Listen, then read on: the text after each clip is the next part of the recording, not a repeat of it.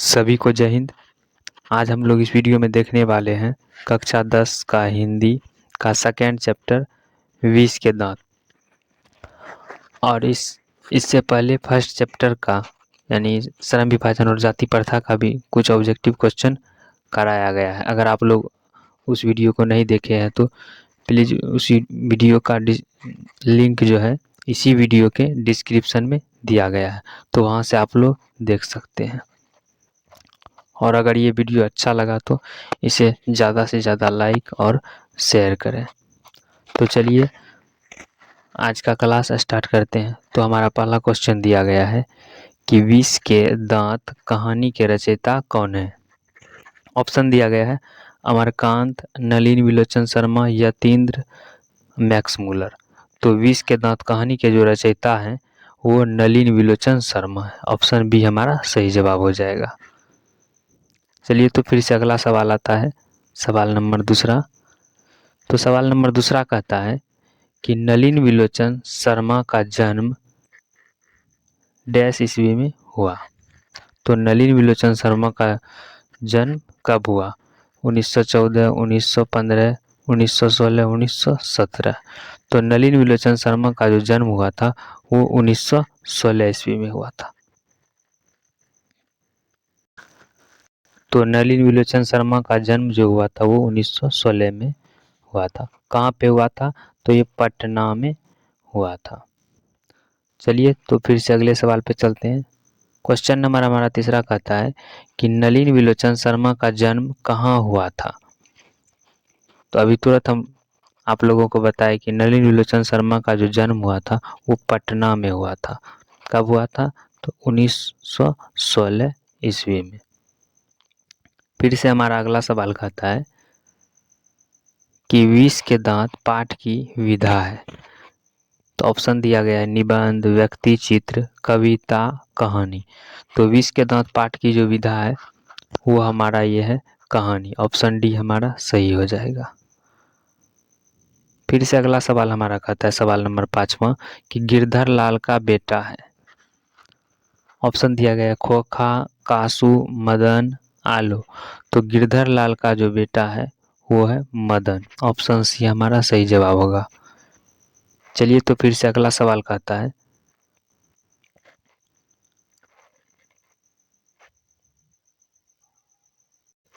सवाल है हमारा कि खोखा किस कहानी का पात्र है। ऑप्शन है विष के दांत, बहादुर, मछली, नाखून क्यों बढ़ते हैं। तो खोखा विष के दांत कहानी के पात्र हैं। ऑप्शन ए हमारा सही जवाब होगा। फिर से नेक्स्ट सवाल है, सवाल नंबर 7, कि मदन किसका बेटा है। सेन साहब का, गिरधर लाल का, सोफर का, अखबार नवीस का। तो मदन जो बेटा है वो है गिरधर लाल का। ऑप्शन बी हमारा सही जवाब होगा। फिर से अगला सवाल कहता है, सवाल नंबर 8, कि सेन साहब की कितनी लड़कियां थी। तो ऑप्शन दिया गया है 2, 3, 4 या फिर 5। तो सेन साहब की जो लड़कियां हैं वो 5 थी। अगर आप लोग जानते हैं तो कमेंट में ज़रूर बताइएगा कि सेन साहब की 5 लड़कियों की नाम क्या क्या थी। ठीक, फिर से अगले सवाल पे चलते हैं। अगला सवाल कहता है कि सीमा, रजनी, आलो, शेफाली, आरती पांचों किन की बेटियां हैं। तो ऑप्शन दिया गया है हमारा कि गिरधर लाल की, सोफर की, सेन साहब की, पत्रकार महोदय की।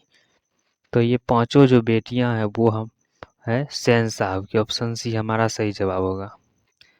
फिर से नेक्स्ट सवाल आता है, सवाल नंबर 10, कि नाउम्मीद बुढ़ापे की आंखों का तारा है। तो ऑप्शन है मदन, खोखा, रजनी, शेफाली। तो नाउम्मीद जिसकी उम्मीद ना हो, तो बुढ़ापे की जो आंखों का तारा है वो है खोखा। ऑप्शन बी हमारा सही जवाब होगा। फिर से अगला सवाल है कि किसके अनुसार सेनों ने सिद्धांतों को भी बदल लिया था। तो किसके अनुसार सेनों ने सिद्धांतों को भी बदल लिया था। तो ऑप्शन है बेटियों के अनुसार, खोखा के अनुसार, मदन के अनुसार, गिरधर के अनुसार। तो ये जो इसमें जो हमारा सही जवाब होगा वो होगा खोखा के अनुसार, ऑप्शन बी हमारा सही जवाब होगा। चलिए तो फिर से नेक्स्ट सवाल है। तो अगला सवाल कहता है कि खोखा के दांत किसने तोड़े? ऑप्शन है मदन ने, मदन के दोस्त ने, सेन साहब ने, गिरधर ने। तो खोखा के जो दांत तोड़े वो तोड़े थे मदन ने, ऑप्शन ए। क्यों तोड़े थे? तो ये लट्टू खेलने के बात पे ये लड़ाई हुई थी। तो चलिए फिर से अगला सवाल कहता है, सवाल नंबर 13 कि सेन साहब की कार की कीमत थी 7,500, 8,500, 9,500, 7.5 लाख। तो सेन साहब की कार की जो कीमत थी वो थी 7,500, ऑप्शन ए हमारा सही जवाब होगा। फिर से अगला सवाल है, सवाल नंबर 14 कहता है कि सेन साहब की आंखों का तारा है कार, खोखा, खोखी, उपर्युक्त सभी। तो सेन साहब की आंखों का जो तारा है वो है खोखा, ऑप्शन बी हमारा सही जवाब होगा। चलिए तो फिर से अगला सवाल पे चलते हैं। अगला सवाल हमारा कहता है कि मोटर को कोई खतरा हो सकता है तो किससे? तो ऑप्शन दिया गया है खोखा, मदन, सीमा, शेफाली। तो मोटर को कोई खतरा हो सकता है तो मोटर को कोई खतरा हो सकता है तो वो हो सकता है खोखा से, ऑप्शन ए हमारा सही जवाब होगा। तो फिर से अगला सवाल कहता है हमारा कि लड़कियां तो पांचों बड़ी सुशील है, 5-5 ठहरी और 100 भी लड़कियां, तहजीब और तमीज की तो जीती जागती मूरत ही है। उपर्युक्त गद्यांश किस पाठ का है?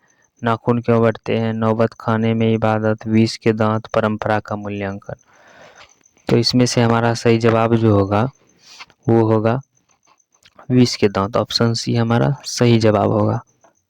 चलिए तो फिर से अगला सवाल है हमारा कि सेन साहब की नई मोटर कार किस रंग की थी? ऑप्शन है सफ़ेद, काली, नीली या फिर लाल। तो सेन साहब की जो नई कार थी वो काली रंग की थी, ऑप्शन बी हमारा सही जवाब होगा। फिर से अगला सवाल है कि महल और झोपड़ी वाले की लड़ाई में अक्सर महल वाले ही जीतते हैं, इस गद्यांश के लेखक हैं कौन है? तो महल और झोपड़ी वाले की लड़ाई में अक्सर महल वाले ही जीतते हैं, तो यह जो लेखक है वो है नलिन विलोचन शर्मा, ऑप्शन सी हमारा सही जवाब होगा। फिर से अगला सवाल कहता है, सवाल नंबर 19 कि विष के दांत कहानी किस वर्ग के अनेक अंतर विरोधों को उजागर करती है? ऑप्शन है उच्च वर्ग, मध्य वर्ग, निम्न वर्ग, शोषित वर्ग। तो विष के दांत कहानी जो है यह मध्य वर्ग के विरोधों का उजागर करती है, ऑप्शन बी हमारा सही जवाब होगा। फिर से अगला सवाल कहता है कि सेन साहब अपने बेटे खोखा को क्या बनाना चाहते थे? ऑप्शन दिया गया डॉक्टर, खिलाड़ी या फिर बिजनेसमैन, इंजीनियर या फिर पत्रकार। तो सेन साहब जो थे अपने बेटे खोखा को इंजीनियर बनाना चाहते थे, ऑप्शन सी हमारा सही जवाब होगा। चलिए तो फिर से हमारा अगला सवाल आता है। अगला सवाल आता है कि सेन साहब की नई मोटर कार की पिछली बत्ती का लाल शीशा किसने चूकना-चूर किया था? तो सेन साहब की जो नई मोटर कार थी वो लाल शीशा वाली, उसको चूकना-चूर जो किया था क्या था? मदन ने, ऑप्शन ए हमारा सही जवाब होगा। चलिए तो फिर से अगला सवाल कहता है कि खोखा जीवन के नियम का अपवाद था और यह अस्वाभाविक नहीं था कि वह घर के नियमों का भी अपवाद हो। यह गद्यांश किस पाठ का है? तो ये जो है ये विष के दांत, ऑप्शन ए हमारा सही जवाब होगा। चलिए तो फिर से हमारा अगला सवाल आता है, खोखा के पिता हैं? ऑप्शन है गिरधर लाल, सेन साहब, पत्रकार, अखबार नवीस। तो खोखा के जो पिता है वो है सेन साहब, ऑप्शन बी हमारा सही जवाब हो। चलिए तो फिर से हमारा अगला सवाल आता है, सवाल नंबर 25 तो सवाल नंबर 25 हमारा कहता है, किसके लिए घर में अलग नियम थे, दूसरी तरह की शिक्षा थी। ऑप्शन में है खोखा के लिए, मदन के लिए, बेटियों के लिए, इनमें से कोई नहीं। तो घर में जो अलग से नियम थे वो थे बेटियों के लिए। ऑप्शन सी हमारा सही जवाब होगा। चलिए तो फिर से हमारा अगला सवाल है कि गिरधर लाल सेन साहब की फैक्ट्री में क्या था।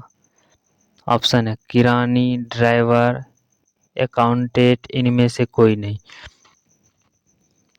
तो गिरधर लाल जो सेन साहब की फैक्ट्री में था वो था किरानी। ऑप्शन ए हमारा सही जवाब हो। चलिए तो फिर से हमारा अगला सवाल आता है। सवाल नंबर 26 कहता है कि हिंदी कविता में प्रपद्यवाद के प्रवर्तक कौन थे। ऑप्शन में दिया गया है मैक्स मुलर, नलिन विलोचन शर्मा, अशोक वाजपेयी, अमरकांत। तो इसका हमारा सही जवाब हो जाएगा नलिन विलोचन शर्मा। ऑप्शन बी, जो प्रपद्यवाद के प्रवर्तक थे। फिर से हमारा अगला सवाल आता है। सवाल नंबर 27 कि किनकी लड़कियां तहजीब और तमीज की जीती जागती मूरत है। ऑप्शन में गिरधर लाल की, डॉक्टर साहब की, सेन साहब की, इंजीनियर साहब की। तो इसमें हमारा सही जवाब हो जाएगा सेन साहब की। ऑप्शन सी हमारा राइट आंसर होगा। फिर से अगला सवाल है। अगला सवाल बोलता है कि सीमा, रजनी, आलू, शेफाली, आरती पांचों किनकी बहनें थी। ऑप्शन में दिया गया है मदन की, खोखा की, लेखक की, या फिर सेन साहब की। ये पांचों जो बहनें थी वो थी खोखा की। ऑप्शन बी हमारा सही आंसर होगा। चलिए तो फिर से अगला सवाल का,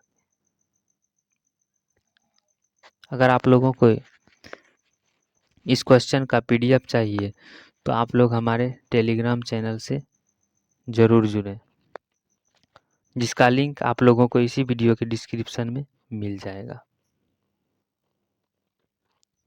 तो चलिए अगला क्वेश्चन देखते हैं। झोपड़ी और महल की लड़ाई में अक्सर कौन जीतते हैं। ऑप्शन में महल वाले, झोपड़ी वाले, दोनों, या फिर कोई नहीं। तो झोपड़ी और महल वाले की जो लड़ाई होती है उसमें अक्सर महल वाले ही जीतते हैं। ऑप्शन ए हमारा सही जवाब होगा। फिर से नेक्स्ट सवाल है। सवाल नंबर 30 का आता है कि कौन सी कहानी मध्य वर्ग के अंतर विरोध को उजागर करती है।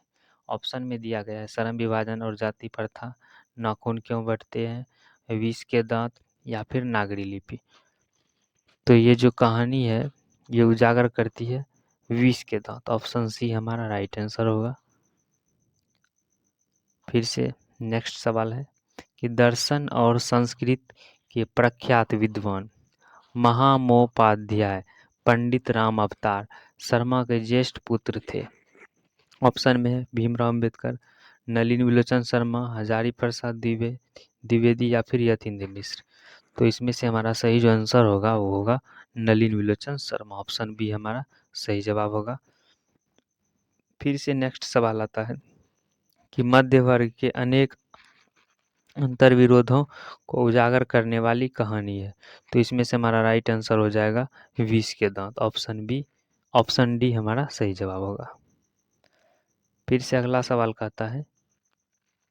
सवाल नंबर 33 कि विष के दांत कहानी का प्रमुख पात्र है। ऑप्शन है गिरधर, सेन साहब, खोखा, सेन साहब की पत्नी। तो विष के दांत के कहानी के जो प्रमुख पात्र हैं वो है खोखा। ऑप्शन सी हमारा राइट आंसर होगा। फिर से अगला सवाल कहता है कि कासू और मदन की लड़ाई के संबंध में लेखक क्या कहता है। ऑप्शन है हड्डी और मांस की लड़ाई, बंगले के पिल्ले और गली के कुत्ते की लड़ाई, उपर्युक्त दोनों, या फिर इनमें से कोई नहीं। तो कासू और मदन की लड़ाई के संबंध में जो लेखक कहता है वो है बंगले के पिल्ले और गली के कुत्ते की लड़ाई। ऑप्शन बी हमारा राइट आंसर होगा। फिर से नेक्स्ट सवाल कहता है। सवाल नंबर 35 कि नलिन विलोचन शर्मा की स्कूल की पढ़ाई कहाँ से हुई थी। तो नलिन विलोचन शर्मा की जो स्कूल की पढ़ाई हुई थी वो पटना कॉलेजिएट स्कूल से हुई थी। ऑप्शन ए हमारा सही जवाब होगा। फिर से नेक्स्ट सवाल आता है कि काली चमकती हुई स्ट्रीमल इंड नई मोटर कार थी। तो काली चमकती हुई स्ट्रीमल इंड जो नई मोटर कार थी वो थी सेन साहब की। ऑप्शन डी हमारा सही जवाब होगा। चलिए तो फिर से हमारा अगला सवाल आता है